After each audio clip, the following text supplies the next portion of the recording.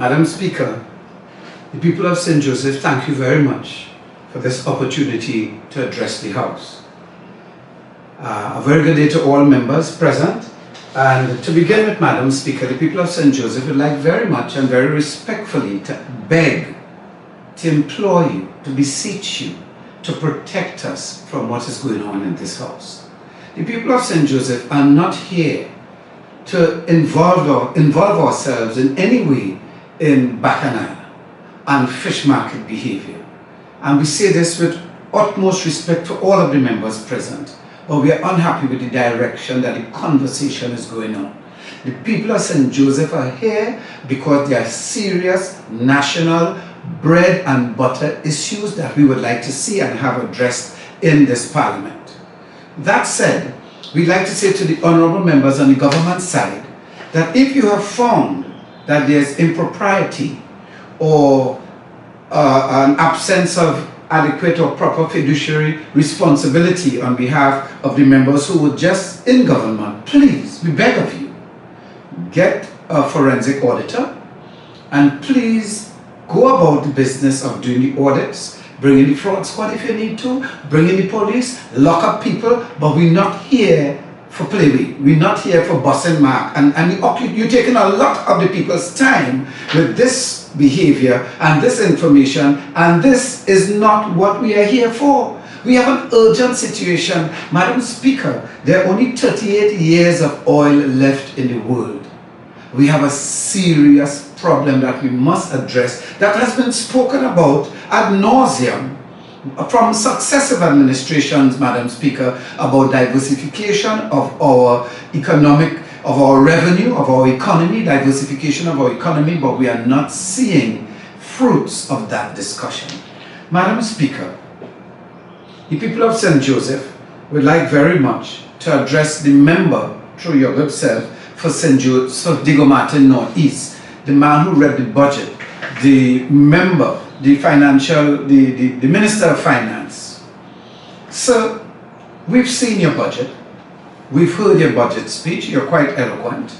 But the people of St. Joseph, we are on our marks, get set and ready to go to build this country. We are ready. We're ready to do the work, but you are not pointing us, sir, in the direction where the work has to be done. It appears to the people in St. Joseph that you are still awaiting on the gas and oil price to rise.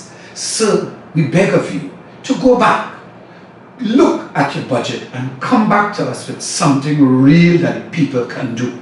Madam Speaker, let me tell you, the people are fed up of paying, the poor people in this country are fed up of paying the price for mismanagement of our national economy. We fed up, poor people fed up paying the price, Madam Speaker.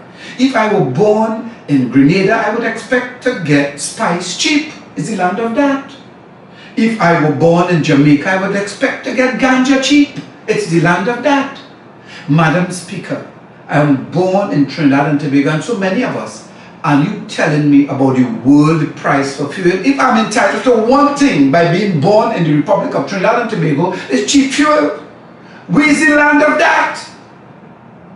But there's an absence of innovation and creativity in the budgetary exercise. And so poor people keep paying the price. We've not heard a budget, Madam Speaker, where the multinational companies who extract our oil have had an increase in what they pay to us. But we keep hearing an increase in what the poor people in this country have to pay for what is our birthright.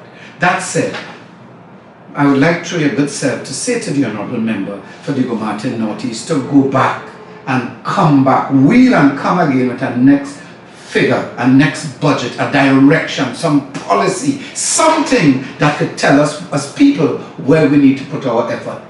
Madam Speaker, there's no product, there's no plant, there's no crop we can grow enough of in this country for the world market. No crop, none. But yet still, there's nothing in the budget telling us about appropriation of land, about incentive for farmers to grow any crop on a large scale for export, because we need our revenue. We need that foreign revenue. Madam Speaker, there's no direction for the people, and the people want to work. The people in St. Joseph want to create labor gangs, agricultural laborer gangs, and ship ourselves out to the farmers wherever they are in Trinidad and Tobago to help them with their farm and to earn money. Nothing is in the budget.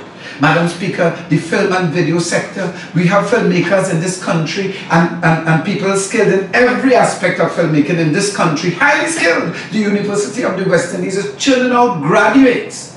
And they are on their marks, get set and ready, but we cannot get that gun from the Minister of Finance. He's not shooting the starter's pistol at all. There are inadequate incentives. Listen, Madam Speaker, that is a way for us to earn serious revenue. Lord of the Rings, The Hobbit, I should say, forgive me. You know what is spent on that? $745 million. What does New Zealand have that Trinidad and Tobago doesn't have? Or parallel? And that's one set, that's one trilogy, The Hobbit, 745 million. Half of that was spent, at least half of it was spent in New Zealand. Madam Speaker, the Honourable Member for Diego Martin North East needs to stop talking the talk and put pen to the paper, and if he wants to develop sectors and if he needs help and advice, come to the people, because we are ready to help and assist. Madam Speaker, we can attract these films here. We have filmmakers who want to make films. These are all ways for us to earn that foreign revenue. The people of St. Joseph, we're ready. We're ready to go. The people throughout this Republic of Trinidad are ready to go. But all we keep hearing about is non-creative things. We keep hearing about things that doesn't tell us anything with respect to direction to go, a way to invest. You know, all the Senate talk, we're ready for action.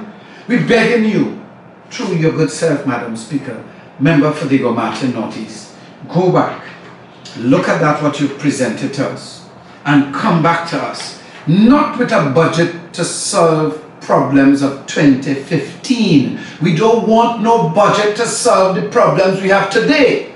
Madam Speaker, please tell him we want a budget to solve the problems of 2050. Because if we're not looking down the road to solve problems, we're spinning top in mud. The people of St. Joseph, thank you very much for the opportunity to address the House. Thank you very much, Madam Speaker.